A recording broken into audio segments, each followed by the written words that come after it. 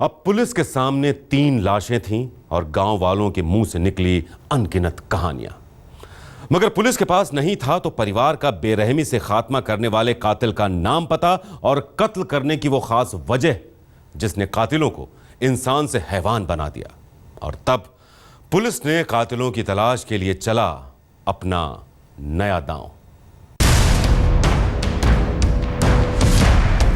Police के सामने 3 लाशें थीं।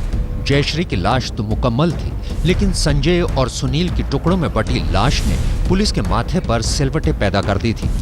पुलिस इसलिए भी और परेशान हो रही थी कि मामला एक दलित के गांव में एक दलित परिवार का था और इस पर हर गुजरते दिन के साथ सियासत तेज होने लगी थी।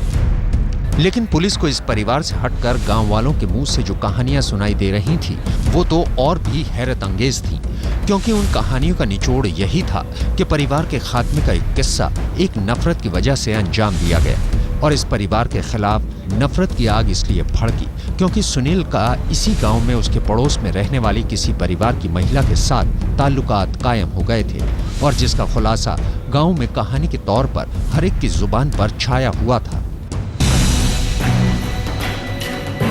मगर इतने दिनों की छानबीन के बावजूद पुलिस के हाथ खाली है। पुलिस तो अभी तक ये बात तय नहीं कर पाई है कि हत्या की इस वारदात में किन किन लोगों का हाथ था और असल में हत्या की कौन सी इकलौती वजह है।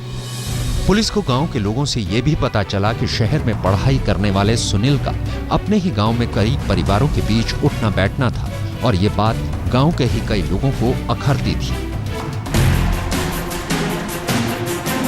कातिलों ने कत्ल कब किया इसका किसी को अंदाजा तक नहीं है।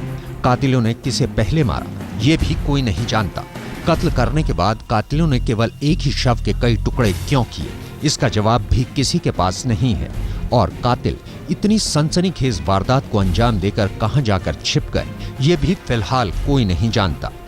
लिहाजा पुलिस ने अब मौका वारदात से मिले सबूतों और सुरागों के जरिए गांव के ही कुछ लोगों के साथ कत्ल किए गए परिवार के कुछ रिश्तेदारों का नार्को टेस्ट कराने का इरादा किया है, ताकि अगर किसी के सीने में इस वारदात से जुड़ा कोई सच छिपा है तो वो सामने आ सके। मगर पुलिस के लिए जो बात सबसे ज्यादा परेशान कर रही है वो है टुकड़ों में बटी लाशें और इस हत्याकांड को लेकर गांव के लोगों में भड़कती गुस्से की आग।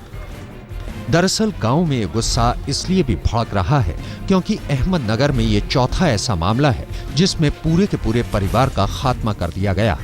और ये अजीब इत्तेफाक है कि चारों मामलों में वारदात का शिकार दलित परिवार ही हुआ है। पंकज खेलकर, अहमदनगर, आज तक।